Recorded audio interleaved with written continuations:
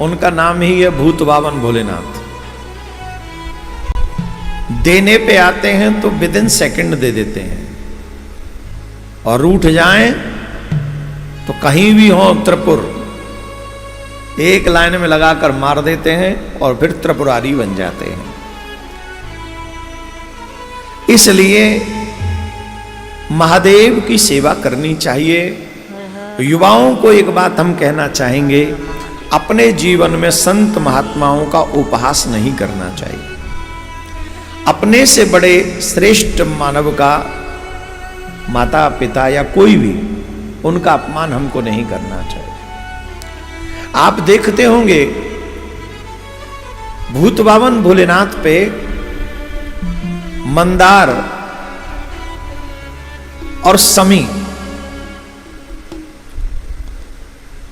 ये चढ़ाए जाते हैं, चढ़ते हैं, और इनकी अद्भुत विलक्षण महिमा है। ये मंदार और समी के पत्ते न चढ़ाए जाएं तब तक पूजा अधूरी सी लगती है। पर प्रश्न यह है कि मंदार है कौन, समी है कौन?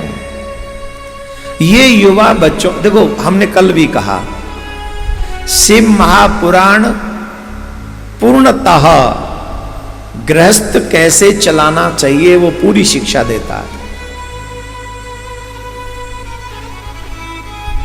अब हमें नहीं पता कि और लोग इससे पुराण को किस तरीके से कहते हैं, पर हमको तो लगता है इससे बड़ा गृहस्थियों के लिए कोई खजाना नहीं हो सकता,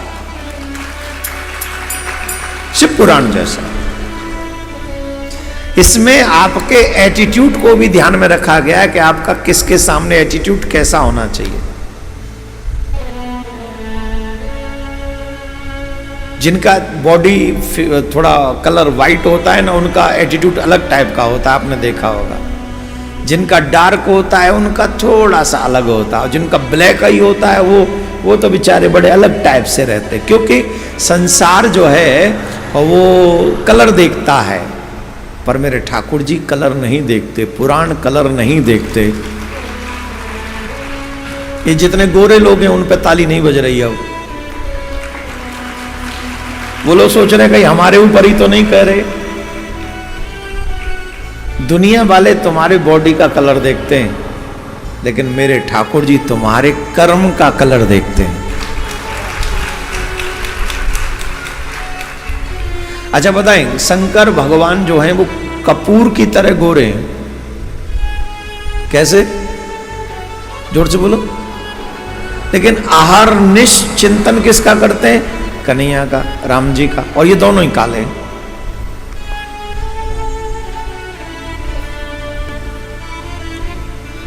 और राम जी ये काले, कन्हैया भी है काले। चिंतन किसका करते हैं? बोले कपूर की तरह गोरे शंकर भगवान, ये दोनों इनका चिंतन करते हैं।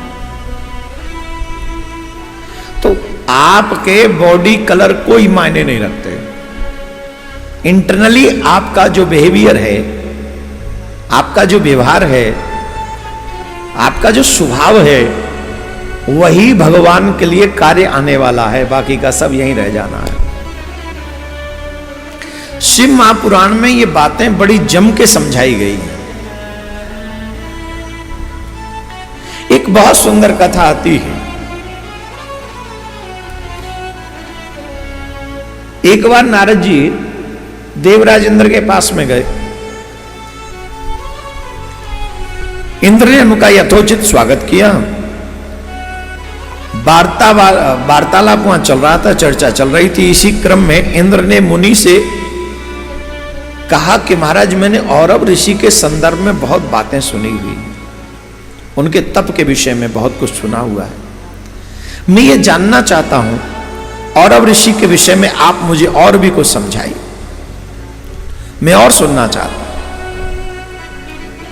नारद जी बड़े प्रसन्न हुए। बहुत कम बार इंद्र ऐसा होता है जो संत महात्माओं की कथा सुनता है, ज्यादा बार तो उसका इंटरेस्ट इन सब चीजों में रहता नहीं। अच्छा एक बात, जितने भी संपन्न लोग बैठे हैं, आप धनवान होने के बाद भी अगर आपका मन ठाकुर जी की कथा सुनने के लिए करता हो तो आप समझना कि आप लकी हो, आप भाग्यवान हो।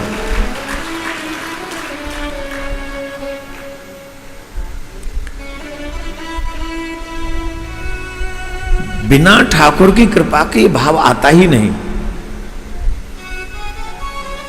कि हम भगवान की कथा सुनने जाएं। और अगर आपके मन में ये भाव आता है तो सीरियसली आप बहुत अच्छे हैं, आपके ऊपर पूर्व जन्मों की कृपा है और यहां गोविंद की कृपा है इस जन्म में। तो मैं तो यही चाहूंगा कि भगवान सबको तो धनवान बनाए, पहली बात। सभी सनातनी एक एक खरब के मालिक हों और एक एक कोहिनूर सब पे हो। लेकिन भगवान से एक प्रार्थना है कि इनके हाथ में एक एक तुलसी की माला भी हो। तुम पे 1 खरब रुपया हुआ और हाथ में वो मदिरा का कप आ गया तो वो 1 खरब तुम्हें नरक ले जाएगा और अच्छे खासे नरकों में ले जाएगा। और 1 खरब तुम पे है और हाथ में माला झोली है, तुलसी की माला है। I promise you, this is my believe, कि आपको ठाकुर के धाम जाने से कोई नहीं रोक सकता। ये 1 खरब आपके ठाकुर जी के धाम जाने का सीढ़ी बन जाएगा, यही 1 खरब।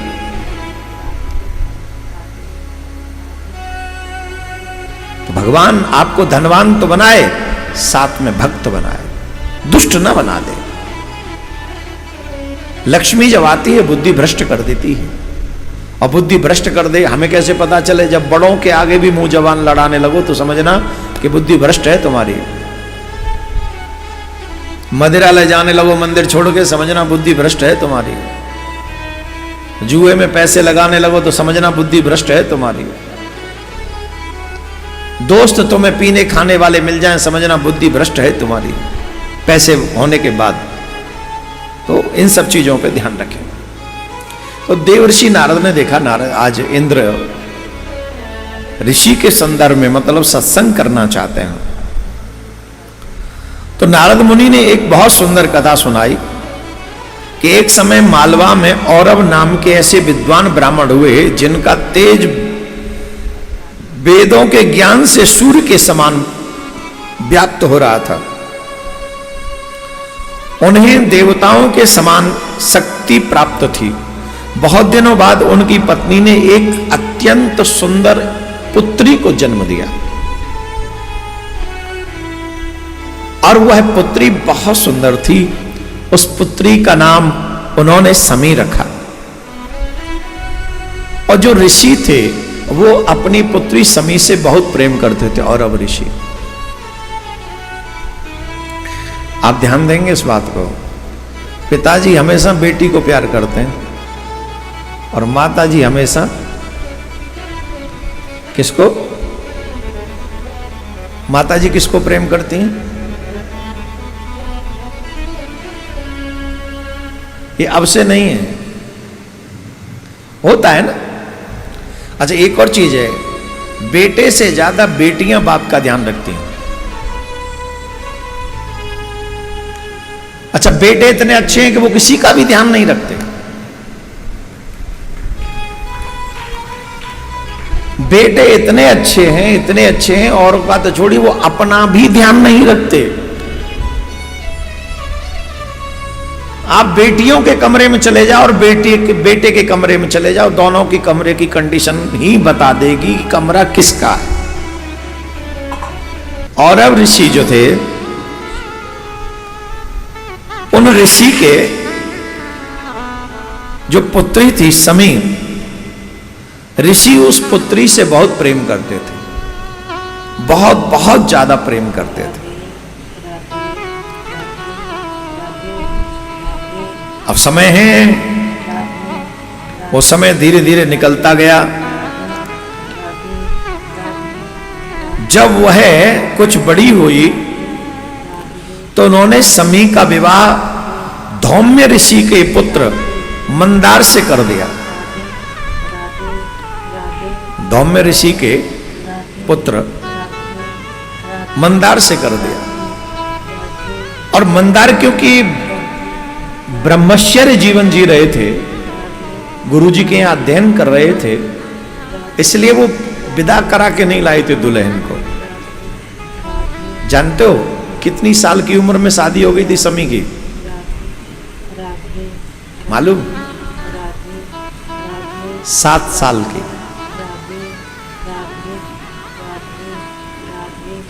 हम ये नहीं कह रहे कि बच्चियों के छोटे छोटे विवाह कर दो, लेकिन यहां पर भटकने का डर जो था वो समाप्त हो जाता था।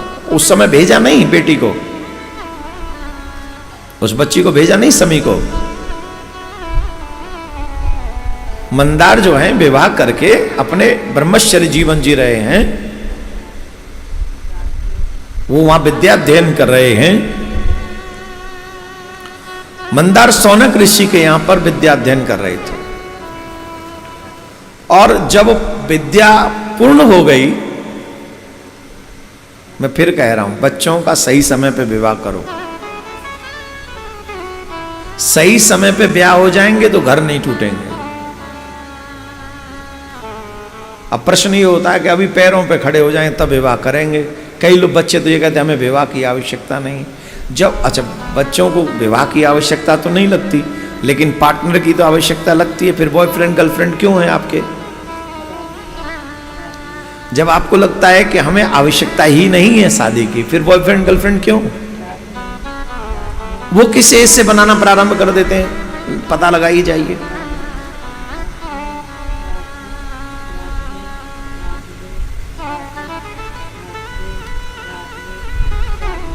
जब तक हम सावधान नहीं होंगे, हमारे परिवार नहीं संभलेंगे। हमें सभी के परिवारों के मान सम्मान की चिंता करनी चाहिए, सभी के। और ये मैसेज समाज में जाना चाहिए कि एक सही समय पर विवाह होना चाहिए, ज्यादा देर नहीं। पैरों पे खड़े होने का शौक तो सबको होता है, लेकिन एक एज ऐसी भी तो होती है जब पैर दम नहीं देते। खड़े होना छोड़िए, बैठना भी मुश्किल हो जाता है। और आजकल तो जवानी आती नहीं, बचपन आता है, बुढ़ापा आता है, जवानी तो बीच में से गायब है। तो इस बात का भी ध्यान हमको, अपने बच्चों को ज़्यादा फास्ट फूड मत खिलाइए, पौष्टिक चीज़ें खिलाइए, फ्रूट्स खिलाइए, वो भी ओरिजिनल जो रियल फ्रूट्स हैं। आर्टिफिशियल आजकल देखो फलों में भी इंजेक्शन लगा रहे हैं, सब्जियों में भी इंजेक्शन लगा रहे हैं। पैसा कमाने की कितनी जिद है, हमारे बॉडी में कितना जहर जा चुका होगा आप सोच नहीं सकते। ये सोचने वाली बात। तो मंदार की एजुकेशन कंप्लीट हुई, विद्या पूरी हुई, तब तक वो वयस्क हो चुका था। जब वो वयस्क हुआ तो अपने गुरु के यहां से ही अपनी पत्नी को लिवाने के लिए चला गया। उसे तो पता ही था कि मेरी पत्नी कहां है, तो वो अपनी पत्नी को लिवाने के लिए चला गया। तो जब वो अपनी पत्नी को लिवाने के लिए गया तो समी के घर वालों ने उसका बड़ा स्वागत किया कि हमारे दामाद जी आए हैं। सब स्वागत हुआ, भोजन इत्यादि हुआ, 1-2 दिन निवास हुआ, और फिर कहा कि मैं इसे विदा कराने के लिए आया हूं। तो ठीक है, तुम विदा कराने आए हो तो चलो लेके जाओ। तो वो वापस उन्हें विदा कराकर पुनः सौनक ऋषि के आश्रम की ओर चले। मंदार और समी दोनों। मंदार समी जब दोनों वापस आ रहे थे तो उन्हें मार्ग में भ्रसुंडी जी का आश्रम पड़ा। एक ऋषि थे, गणेश जी के परम भक्त थे भ्रसुंडी जी, परम भक्त ऋषि थे, संत थे।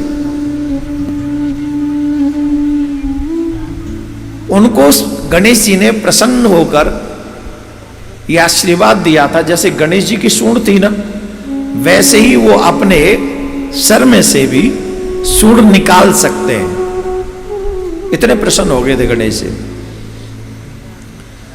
तो ये मार्ग में चलते आ रहे थे तो वृषुंडी ऋषि के आश्रम में ये चले गए, और जब ये आश्रम में गए तो उस समय अपने कपाल से गणेश जी की तरह सूंड निकालकर गणेश जी को प्रसन्न करने की मुद्रा में बैठे हुए थे। और एक मनुष्य के कपाल पर सूंड देखकर ये दोनों पति पत्नी जो साथ में थे, मंदार और समी, ये बड़ी जोर से हंसे। होता है ना, अचानक से किसी का ऐसे दृश्य दिख जाए तो हंसी आ जाती है, उपहास टाइप भी हो गया हो। तो जब ऋषि को होश आया और उन्होंने देखा कि ये युवा दंपत्ति मेरे ऊपर हंस रहे हैं, तो उन्हें बड़ा क्रोध आया और उन्होंने क्रोध में शाप दे दिया कि तुम दोनों वृक्ष बन जाओ, और ऐसे वैसे वृक्ष नहीं बनोगे, तुम ऐसे वृक्ष बनोगे, ऐसे पत्तियों के वृक्ष बनोगे जो किसी के काम ही ना आए। तुम्हारे ऊपर कोई पशु पक्षी भी नहीं बैठेगा, तुम ऐसे बनोगे। उस शाप के कारण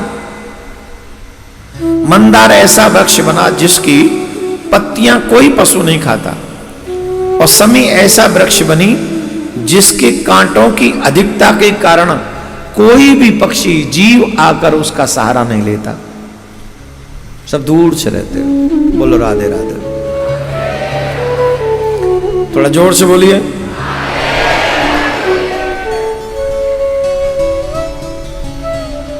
ऋषि शौनक जी को इस बात की चिंता हुई कि मंदार बहुत दिनों का गया है और अभी तक वापस नहीं आया, कहां गए? तो अपने शिष्य को ढूंढने के लिए शौनक ऋषि गए। पहले उसकी ससुराल पहुंचे और सारा वृतांत उन्हें बताया। तो वो ऋषि की जब वो नहीं मिले दोनों, सब उनके माँ बाप ने बता दिया कि वो तो विदा करा के गए हैं। तो पिता औरव और शौनक ऋषि दोनों ही उनको खोजते हुए वृषुंडी जी के आश्रम में पहुंचे। और जब वृषुंडी जी के आश्रम में पहुंचे तो उन्होंने कहा कि तुम्हारे पुत्री थी वो? जी। तुम्हारे शिष्य थे? बोले जी। बोले देखिए ऐसा ऐसा घटना घटा था, उन्होंने मेरा उपवास किया और मैंने उन्हें शाप दे दिया, दोनों वृक्ष हो जाओ। तो वो दोनों वृक्ष हो गए, मंदार और समी, ये दोनों वृक्ष हो गए। उन दोनों ऋषियों ने वृषुंडी ऋषि से प्रार्थना की, ये बच्चे हैं, बचपने में आपका उपहास इन्होंने किया है, आप तो दयावान हैं, ऋषि हैं, श्रेष्ठ हैं, आप इन पर कृपा कीजिए, इन्हें शाप मुक्त कर दीजिए। किंतु वृषुंडी ऋषि ने अपनी असमर्थता व्यक्त की कि देखो मेरे बस में शाप देना तो था, अब मैं इसको वापस कैसे लूं, मेरे हाथ में अब ये नहीं है। तब